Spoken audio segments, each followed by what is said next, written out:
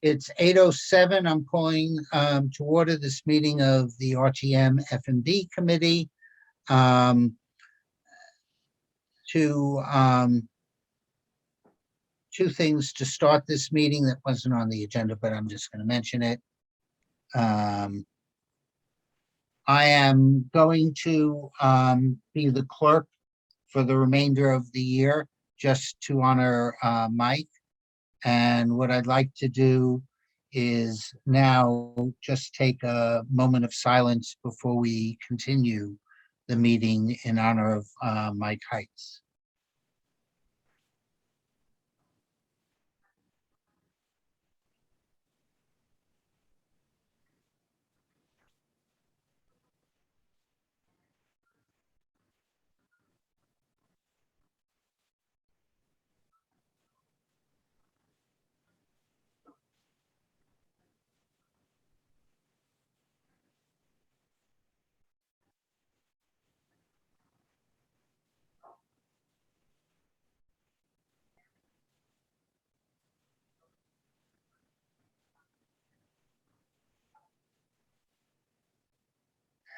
Okay. Stacy, do you mind sending a link to Bert? He didn't see the other one, so send it specifically to him. He's accusing you of not doing it because he's a Republican. Yeah. Okay. Since we're encroaching on Kate's weekend, let's first discuss and take action on the resolution supporting the allocation of funds for local match requirements of FEMA Hazard Mitigation Program, better known as 27 Crimmins. I have sent a revised resolution after a conversation with Wayne today. So the new resolution states, and I'll read it quickly. Whereas the town of Darien wishes to apply for a federal grant funding to help finance the acquisition of property in the floodplain, and whereas the town is required to provide 25% local match of $167,275 under the FEMA Hazard Mitigation Program, and whereas the town of Darien wishes to apply for funding under the above program for the property located at 27 Crimmins, whereas at the August 16, 2021 meeting of the Board of Selectmen, the Selectmen unanimously approved a request for a special appropriation for the 25% local match, and whereas the Board of Finance approved said funding at its meeting August 17, 2021, whereas as of the August 30th, 2021 meeting of the Board of Selectmen, the board passed a motion requesting that the RTM approve the acquisition of the property, and whereas at its September 7th Planning and Zoning meeting, a decision was issued by mandatory referral and issued a report that the proposal was consistent with the 2016 Town Plan of Conservation and Development. Now, therefore, be it resolved that the RTM of the town of Darien approves the request of $167,000 as a 25% match.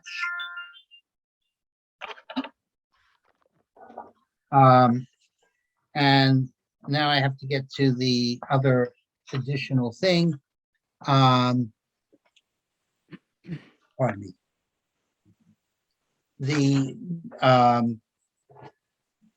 Be it further resolved that the representative town meeting of the town of Darien authorizes and encourages the Board of Finance to allocate the balance of in the land acquisition fund of $39,066 towards the total needed to provide the required 25% local match under the FEMA Hazard Mitigation Grants. Be it further resolved that the representative town meeting of the town of Darien approves and authorizes the acquisition of 27 Crimmins Road, Darien, Connecticut, and authorizes the first selectman to take the necessary steps and execute the necessary documents to acquire said property. that's the new resolution that we will be voting on and the RTM will be voting on. Hi, Bert. So with that, are there any questions? So We why have paid. couldn't Jack, hello, why couldn't Hello. I get in? Republicans are not allowed to get in, or? Not your Republican, no. Okay, only Trumpians. Yeah, I guess, I don't know. The name for the user license was in use by PZ&H. You can't have two at the same time under the Thank same you, user license. Kate. Thank you, Kate. Did I mess up? No.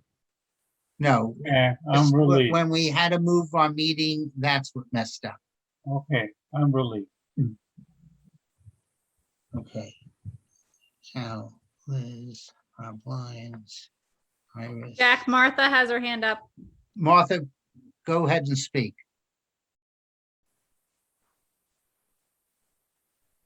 Unmute yourself. Couple of questions. It was unclear to me, the budget information, was that developed by the town or was that developed by FEMA? That was developed by the town. Okay. And I mean, do we feel comfortable with those figures? I mean, the demolition and removal, the 30,000 is, I mean, So Mark worked with Ed Gentile in developing that number, and they based it on the last demolition we did of the house. If you remember, we bought a house next to Holmes School. They based Yep. it on this, but the quotes they're getting actually are coming in a little bit under Okay. what we have put in the budget. So we're comfortable with that number. and I wondered how is the, site work 3,000, which is pretty minimal sounding.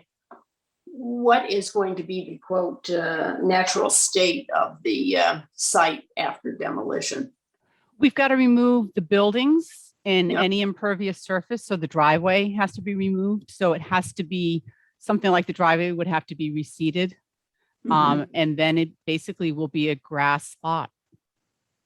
And the town will maintain the grass lot? We're not gonna, Yes. Yeah. Woods It are- won't be maintained, as nicely groomed as a ball field, but it also won't be let to grow, be an eyesore either. I did speak to Pam Geary, and she spoke to the Park and Rec crew, and they feel based on the size lot and the size mowers that they have, that it should only take about 10 to 15 minutes to mow it.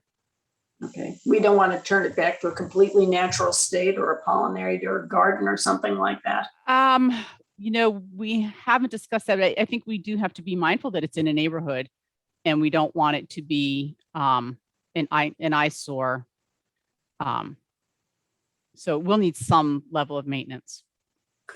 And I have I have another question. It appears from what I read that the town is obligated to do any remediation should asbestos, lead, or oil leaks be found. Normally, when property is sold, it's the seller that has to do the remediation. Is that a FEMA regulation or what? That's a good question. I don't know the answer to it. I'm going to assume that it's part of the FEMA regulations that we take all that on, but I don't know that for sure. I think we should investigate that because, everybody's heard horror stories on oil tanks that have leaked and, remediation can cost $80,000, $100,000. Don't know that that's the case on this property, but I would think we'd already know if there was an oil tank. But I will Well, find out the answer to that Not any question. instances, I don't think, but anyway. Anyway, those are my questions. Okay, I see that Iris, Beth, and Barry have questions. I'm going to go with Iris first on your Okay, question. I have two questions. One is Kate,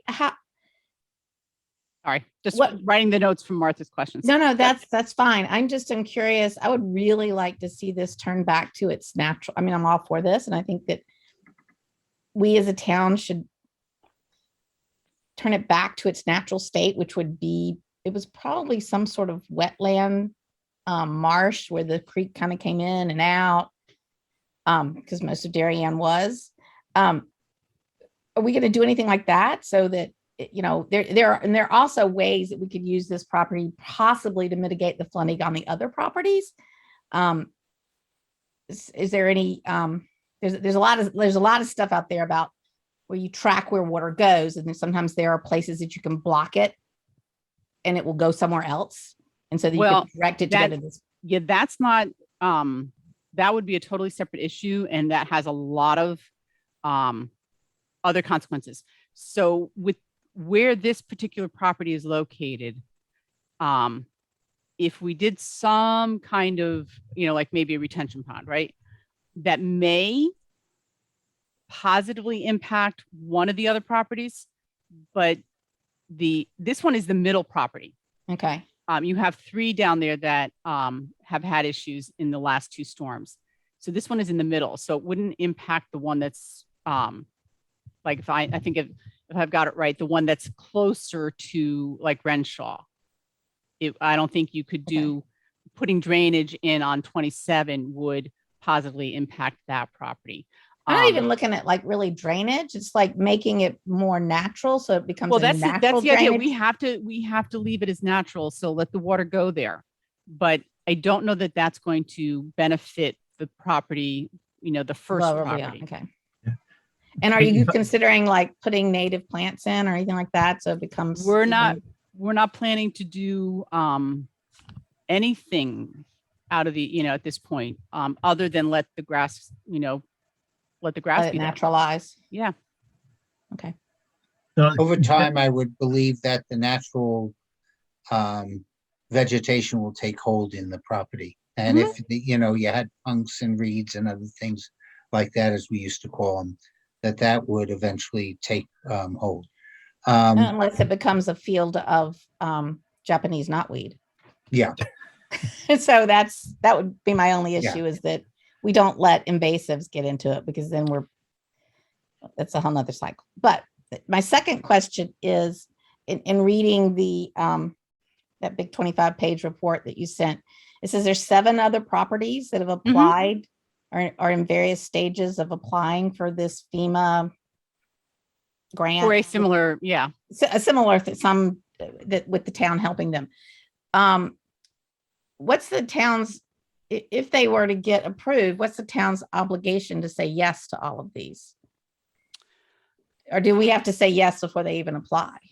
No, we don't have to say yes, but, I don't think the town, like by doing this one, the town does not create an obligation to do the next one.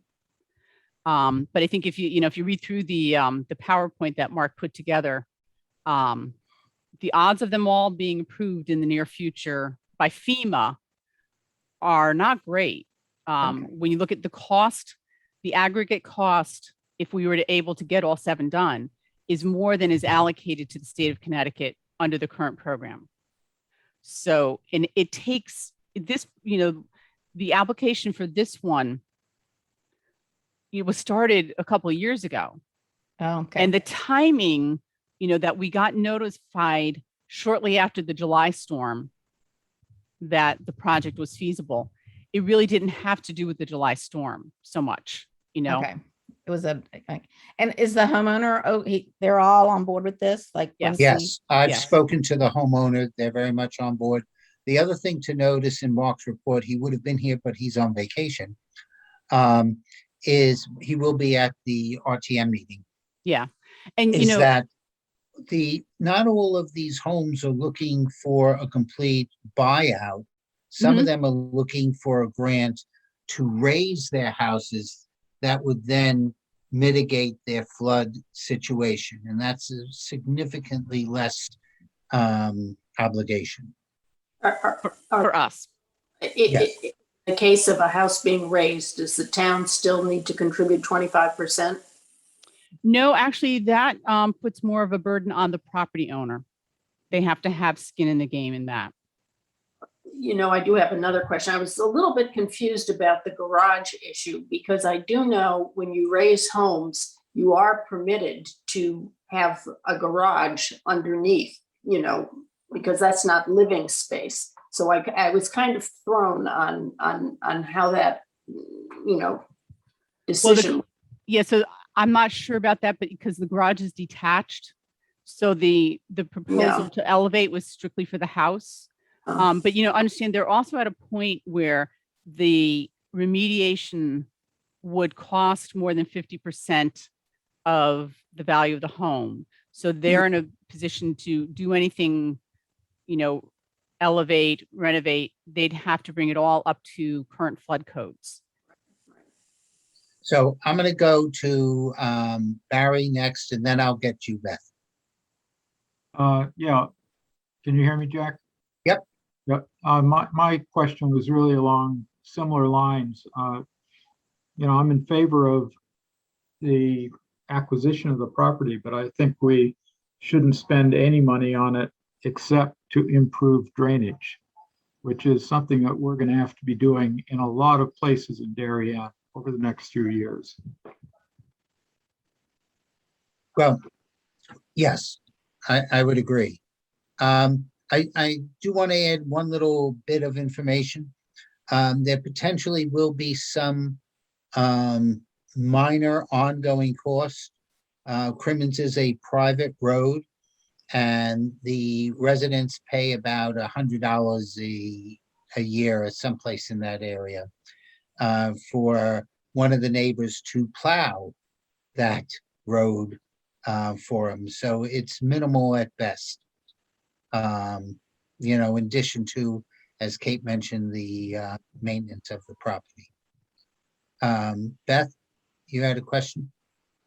I do. I'm just wondering why we're seeding with grass instead of putting in some trees that would eventually soak up a lot of water. I feel like one of the reasons we have so much water in town, apart from having ridiculous storms, is that a lot of trees have been taken out. So wouldn't it make more sense to put a couple of trees on this property to suck up, trees that normally grow in wetlands to suck up some of the water that's coming through rather than mowing.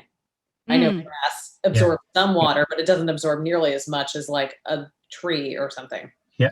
If I may, that's a great comment. And I will raise that with Mark to make sure that if we wanted to do that, to make sure that that's not prohibited, because the grant does say we have to return it to its natural state. So I would want to make sure that something like that would be allowed. yeah, if I may, to amplify that comment, my understanding, I'm not an expert, but a lot of I've seen enough discussions of these issues with flooding and how do you prevent flooding in storms. And my understanding is that the best buffer for flooding is a natural wetland state. And so again, rather than grass, Right. I think there has to be a lot of resources out there to be able to say, how can we return that natural state so that we are creating the best buffer possible to flooding? Yeah, Mark, unmute yourself so you can jump in. My turn, Jack? Yep. Okay, with regard to the ongoing costs, I just would add that's a private road. I believe most private roads are responsible for maintaining the road itself and the repaving every 20 odd years. And I don't know if there's catch basins on that road as well, but there would be catch basin maintenance as well, just to complete the thought on ongoing costs. Right. So I did. Go ahead, I did talk to a resident of the private section who I believe has quite a bit of knowledge of financial matters.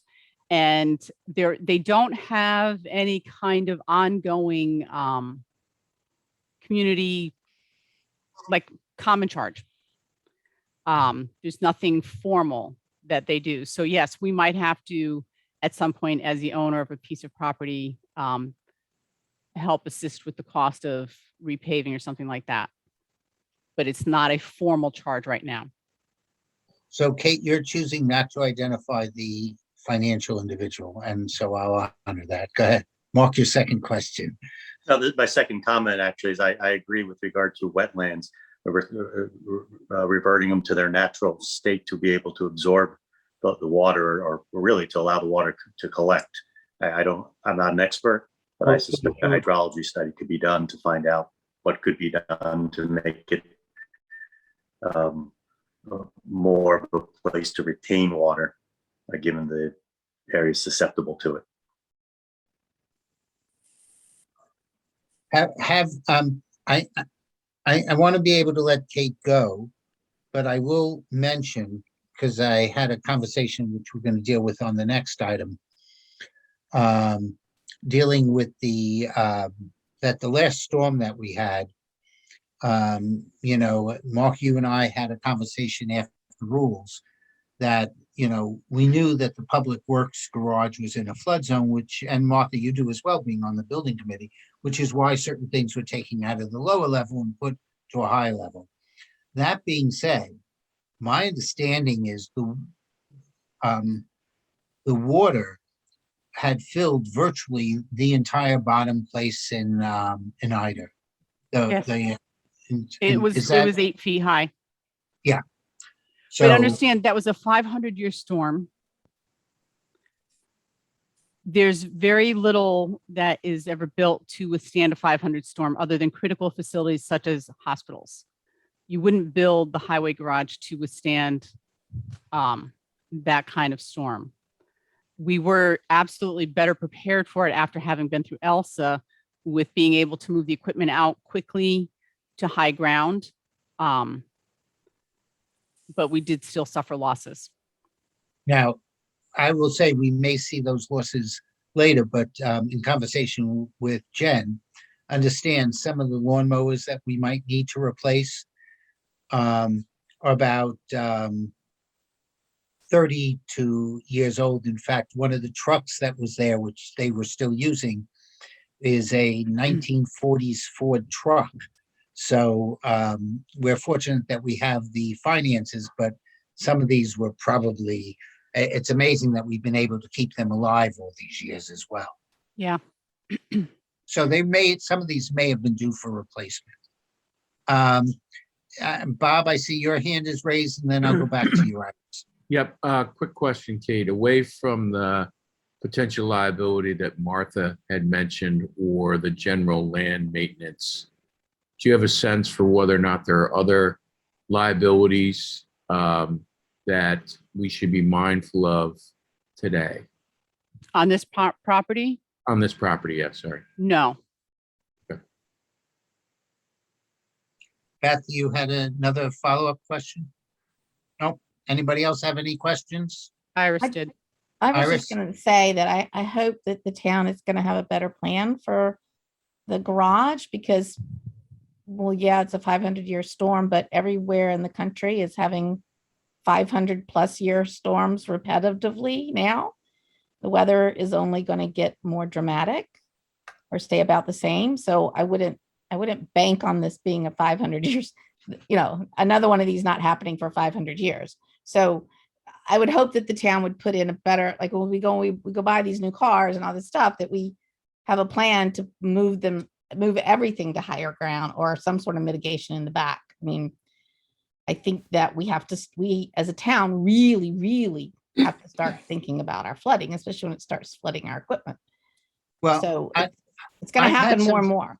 I've had some conversations about this, and with all due respect, I was trying to figure out, on the equipment and that, where do we move it? Because you really can't leave the equipment out in the rain while it's coming down at 6 inches of water.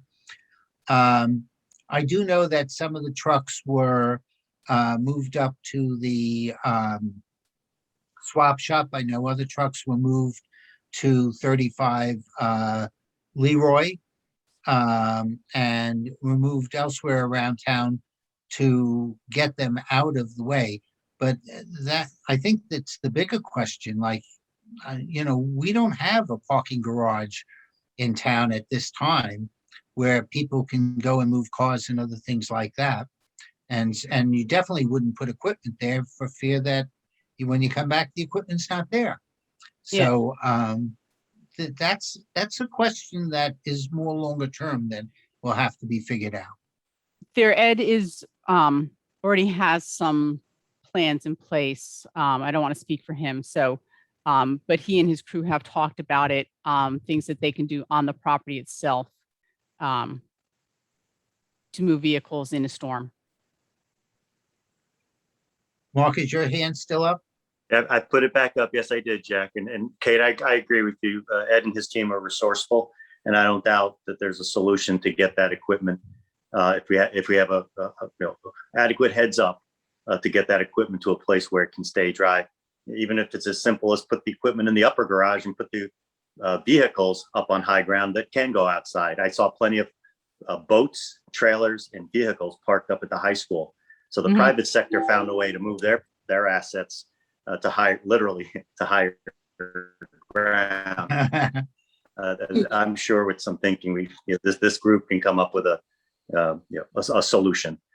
Kate, one last question, and probably not fair, but the flooding that occurred there, was it pure rising of that creek or a brook over there, or was it a compounding factor? I know, for instance, like in Northern Heights a bunch of years ago, which floods regularly, it was compounded one storm by the drainage getting blocked by boxes. Was there anything more to it, or just the brook rose and had no place to go? I'm not an engineer. Okay. Understood. And I'm not. My understanding is, aside from the brook, that there is a pond that basically it's a backflow problem as well, where water, there's only so much places for water to go. And at a certain point, think of like if the tide was coming in, water in a river can't go out, right? So there's that kind of a problem there where it causes water to come kind of backflow up through the property. But, Ed can explain it to you in detail. Understood. I've learned a lot more about, completely, this kind of stuff, but. I will tell you, I had a conversation with No, Mark. I understand backflow a little bit. I could have taken my kayak out because I live on Hoyt, and there was over a foot of water at the crest of Hoyt. And my biggest question wasn't so much, because we always get that when we have significant rainfall, even though it's a state road. My question was, I could not believe that people with the warning that was given were out on the road trying to go through. And I believe one or two vehicles were stuck, including one house over from mine. But anyhow, it sounds like we're ready to vote. Question. Oh, Martha, go ahead. I'm just going to make a comment, and I am going to support this because the town plan of conservation and development currently encourages purchase of property in floodplains. However, I'm thinking that the town may want to revisit this policy in the future as more and more properties probably will become subject to flooding. I thought about it, and when you purchase a piece of property, there's a disclosure form that the seller has to draw up and has to sign, and the buyer of the property has to sign, and they have to disclose whether the property has been flooded and whether the property is in a floodplain. I don't believe they have to disclose whether it's been flooded, just whether or not it's in a flood zone. No, I looked. Right. I have a disclosure form, and it specifically, it says, I'll look for it here, but anyway, to go on, I mean, to what extent, if a purchaser is willing to take that risk, to what extent does the town owe them, purchase of their property? If it was 75 years ago and flooding was not an issue, okay, but if they're made aware, it says rot or water damage problems.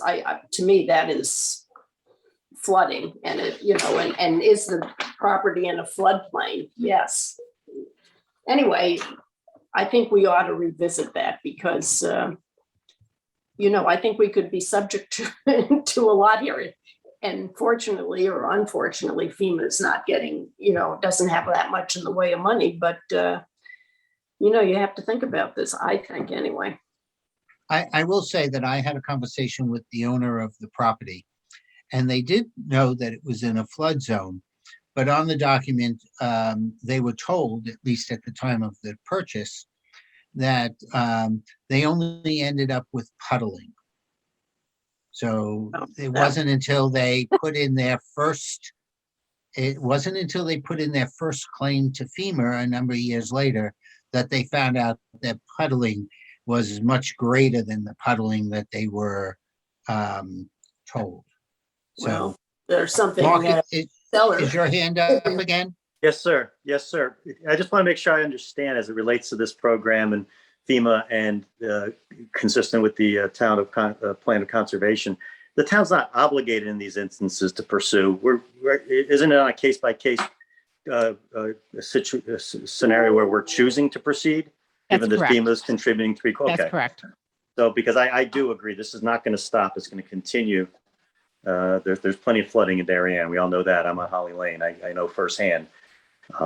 So the town can pick and choose where chooses to match the FEMA portion and acquire the property consistent with the town plan of conservation.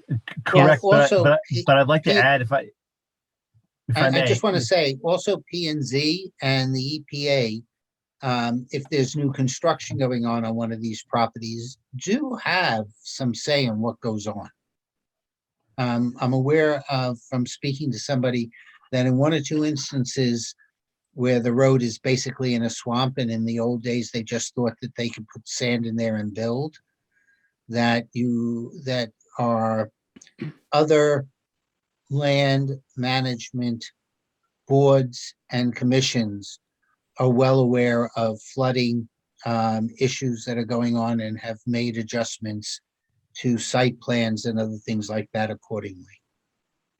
Yeah, I think it'd be safe to say that there are houses in Darien that were built, probably like 50, 60 years ago that would not be allowed to be built where they are today because of flood regulations.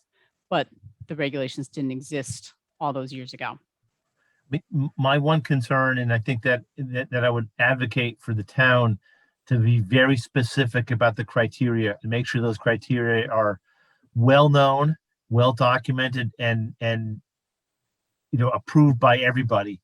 Because if we create a situation where we have similarly situated parties that are making similar applications, we don't want to be in a position where we don't have that rational basis to distinguish between one application and another based on specific criteria. Because if there's a gray area there, then we're in a situation where maybe property owners may be able to seek legal redress for why weren't they granted status as opposed to other similarly situated property owners. That's my only concern, and that's projecting down the road.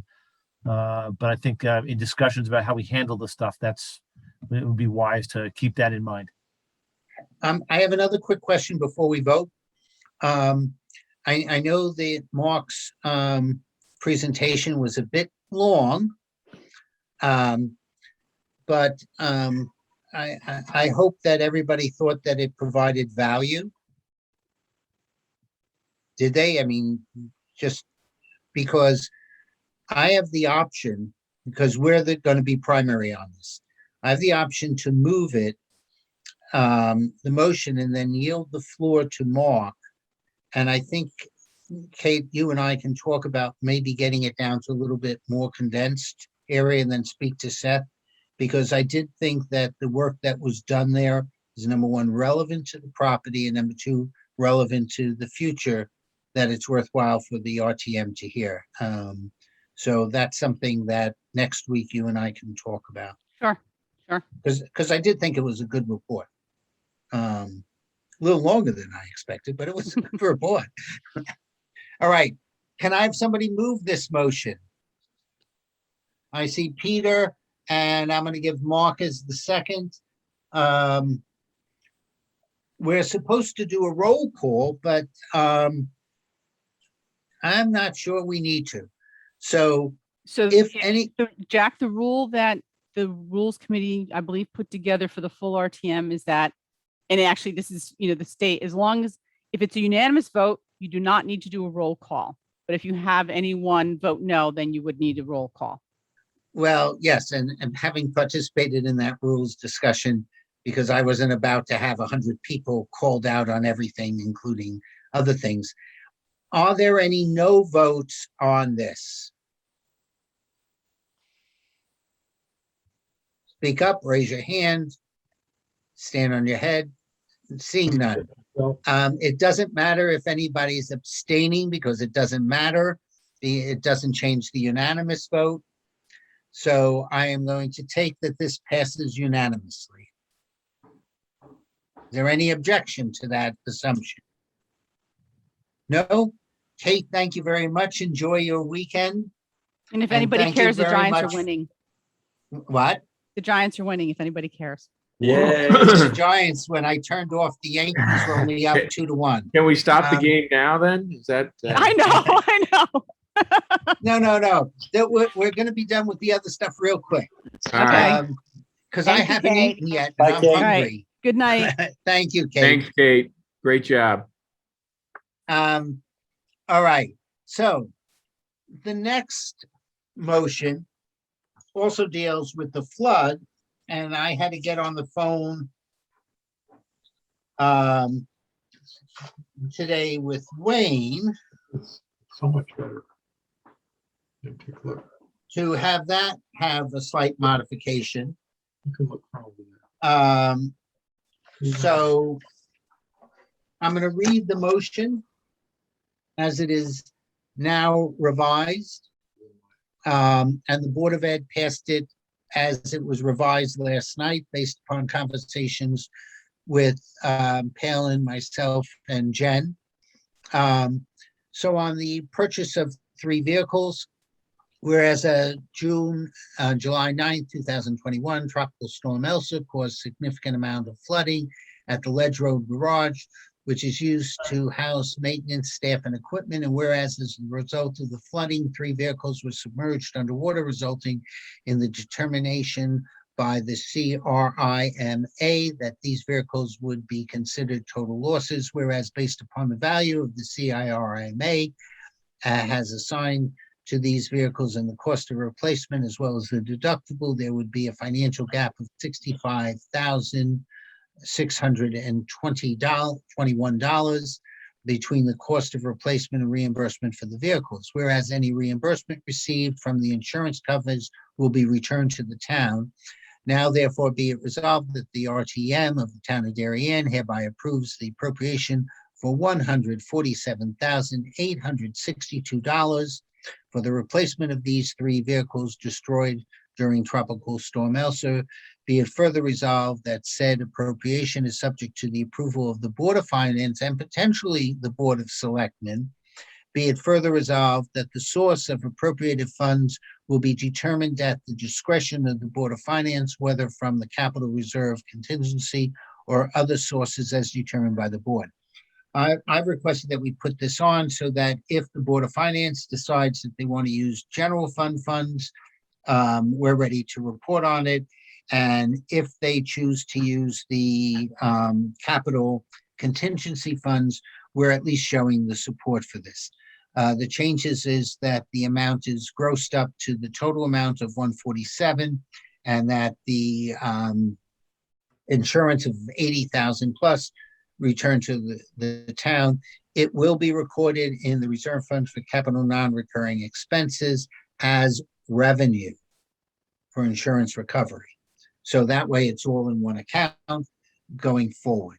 I did have long conversations with Duke, including telling him that the biggest concern that we have is you were in a blooming flood zone.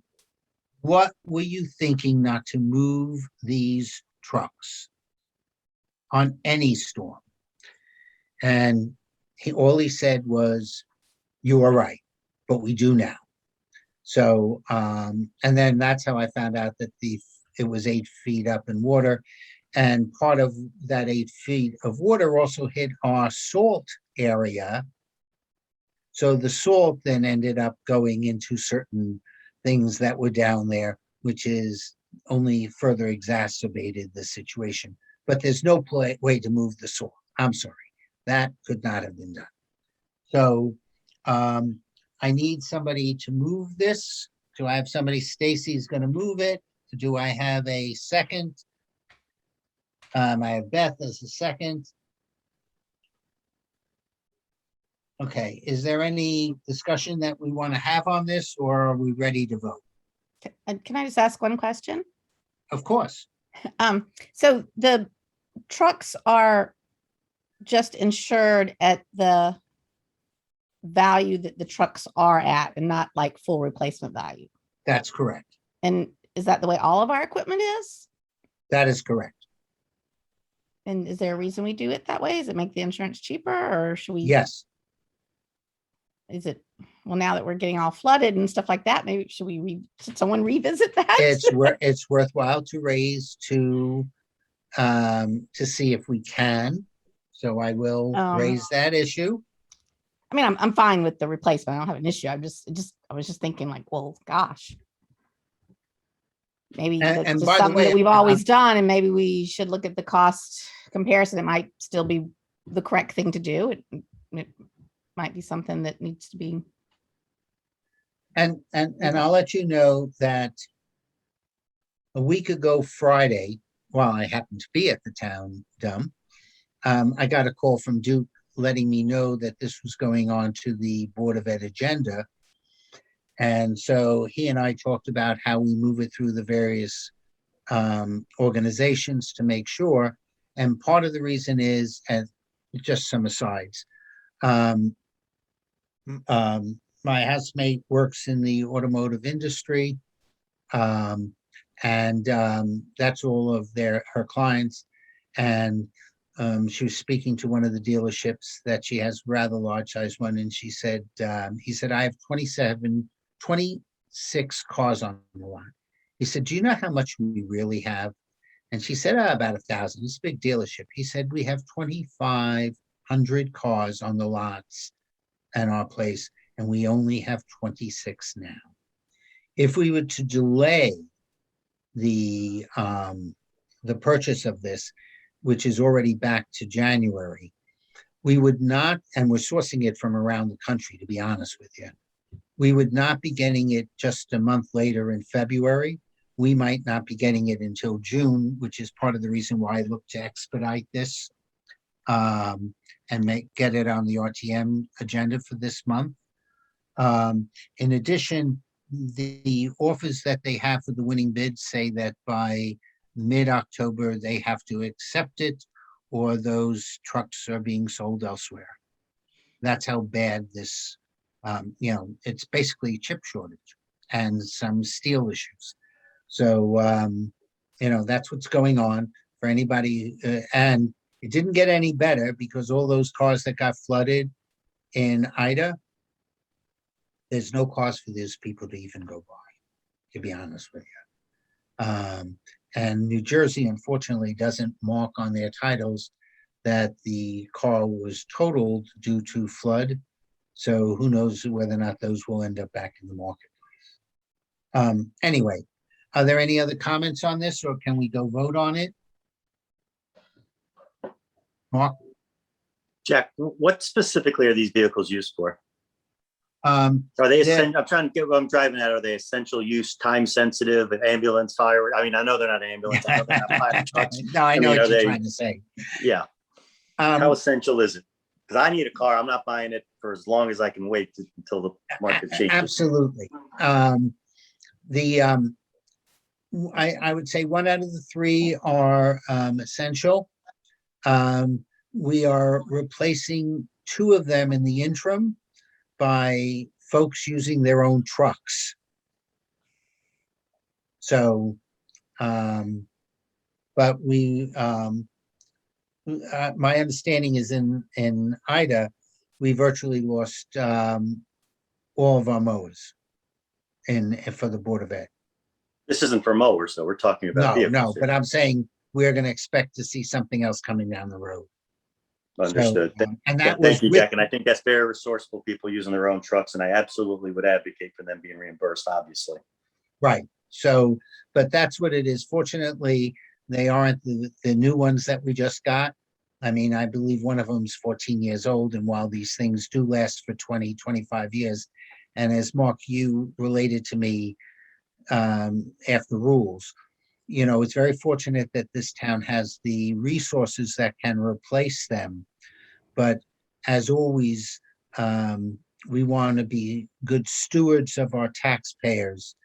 And so one of the questions, and it's the one thing I said to do, if he said, do you need Dr. Adley himself to attend the meeting? I said, not really, unless you want to hear about what is your flood mitigation program and why they weren't moved. So, and he said, okay, so you don't need me. And I said, nope. But he did agree, and I'm going to send out something formally, and Stacey's going to deal with it a little bit later, that Adley, Rudolph, and Duke will come to our October meeting to discuss last year's financials, some of the grants that they have, and then by that time they should have at least some of the opening costs for the new school year. And I just think that that's a good conversation to have because it sort of puts us in place for the next year's budget. And while we're not going to get into the specifics, because obviously we won't get the budget before the Board of Ed, one of the good things about the Board of Ed is that any of the programs that they might be looking to implement during the coming year, they have been discussing throughout the year. So we can at least request a heads up on some of the new programs that might be coming that allows us to get a little bit more understanding of it before it's then put into budget terms. So that's what I'm planning to do in October as a little aside. So let me ask again, are there any no votes? Not hearing any. I'm going to assume that this was unanimous. If there are no objections, we're good to go. One of the things that we, just so that you understand, you saw the initial write-up by Seth on what the state legislature has requested. I immediately called Wayne. I asked Seth for the details, backup, then looked at the bill, called Wayne and discussed with him. So in the RTM, if things are not unanimous, we will have people raise their hands, identify themselves as being a no vote. We're first going to take a poll, so we're going to know if there's no votes. For those that voted no, we're going to ask them to raise their hand, identify themselves so it can be recorded as a no vote, but ultimately the poll that's available shortly after the meeting will be the official record for how people voted, but we will be complying with the state accordingly without having to go through 100 people for every little thing that's going on, which I will also let you know in conversation with Wayne that the Freedom of Information Act officers lobbied the legislature to give certain exceptions for electronic polling, and they appeared to be uninterested in that, although they will continue with their own electronic polling, you know, good for everyone else, not good for us. Consistent with the legislature, both sides of the aisle for that matter. But I did want to give you an information on that. Quick update on the building committees. For those that were rules, initially we were only going to approve 3 building committees because the state requires each individual elementary school to have its own building committee approved so that when they evaluate the grants, each one is a standalone. However, the state did agree that all 3 building committees should be one. And in fact, the Board of Selectmen voted on the 3 individual grant building committees for each of the 3 individual schools. But then they also approved the overall single building committee. And we are able to, in rules, make sure that we will be doing the same at the RTM meeting. Since there's no financial impact at this time, when asked if F&B should report on this, I gracefully declined. So I just wanted to bring everybody up to date. Education will report on that and we can move forward. That brings us to, I've asked Stacy to give us an update on what occurred at Tuesday night's Board of Ed meeting. She provided some information I got today from Jim Cameron, the exact location of its discussion on their budget from last year. Unfortunately, because it was holiday, I did not send it out.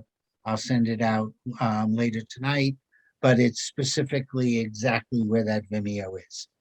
So Stacy, over to you. Hello. So the Board of Ed will be returning. They closed out their fiscal year for 2020 and 2021, and they will be returning to the town $1.37 million. The reason for that is mostly because of grants. We got 100% of excess cost reimbursement. And to remind you guys, excess cost reimbursement is a grant we apply for every year that is for special ed funding, and that's for kids who cost the district typically 4 times the amount of the average student. 4.5. I'm sorry? 4.5. Right. Isn't it 4.5? Yeah. It's 4 times, but we typically budget somewhere between, on average, 67 to 70% that we think we're going to get from what we apply for excess cost reimbursement. This past school year, we budgeted for 75%, but we got 100% of it back, which is about $2.7 million. That's never happened before in the 7 years I've followed, but we'll see what happens. We also got recently just got a grant for IDEA ARP for about a little over $200,000, and that's for recovery services due to COVID.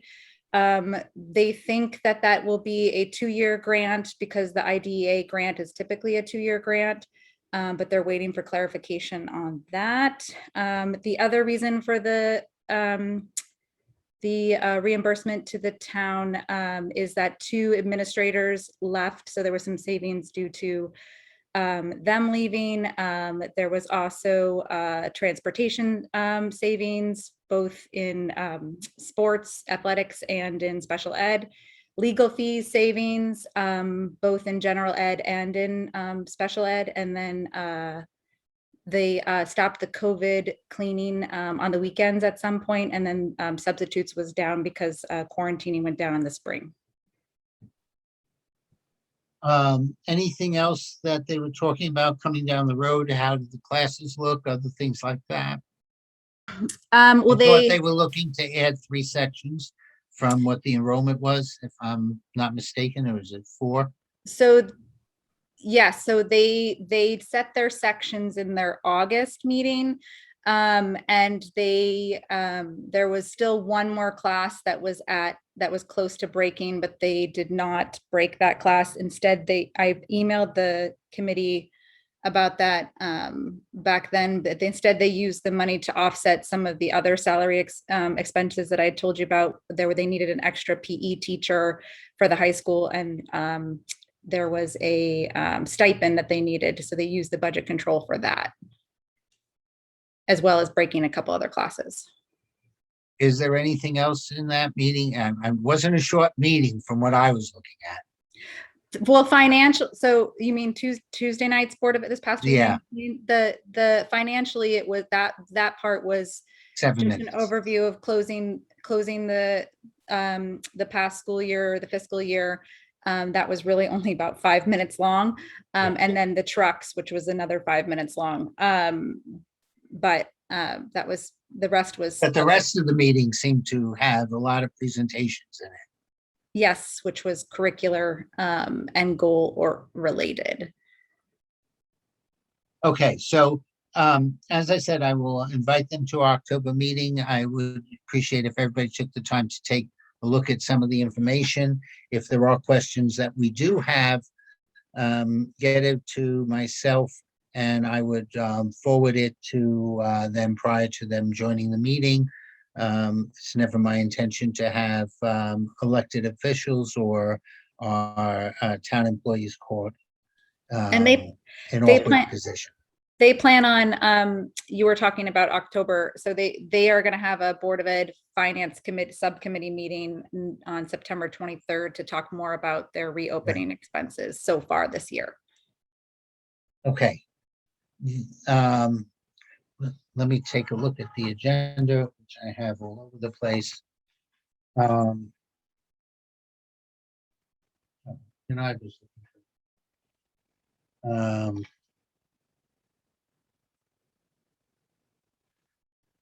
That brings us to approval of the minutes. Do I have somebody moving the minutes? Oh, Stacy, thank you. I guess I have to look up to see who's raising their hands. And Beth is second. Are there any corrections to the minutes? Bert? No, I'm just seconding the motion. Okay, I'll get you on the last one.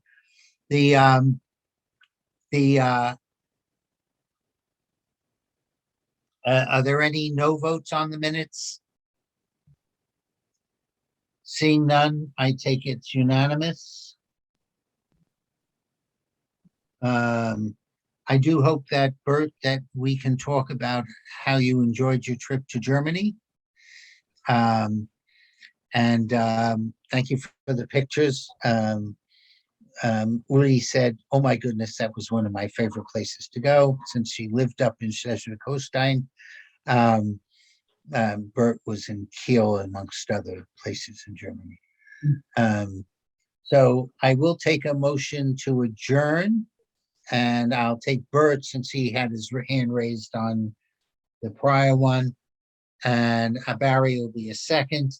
And I will remind everyone, even though we always end up with one or two people in the RTM who want to vote no for adjournments, which would possibly require a roll call. Let's have no one vote no here. And I don't mean to stifle anyone's opinion, but this is a closing out. Go watch the Giants, and good luck. Thank you very much for attending.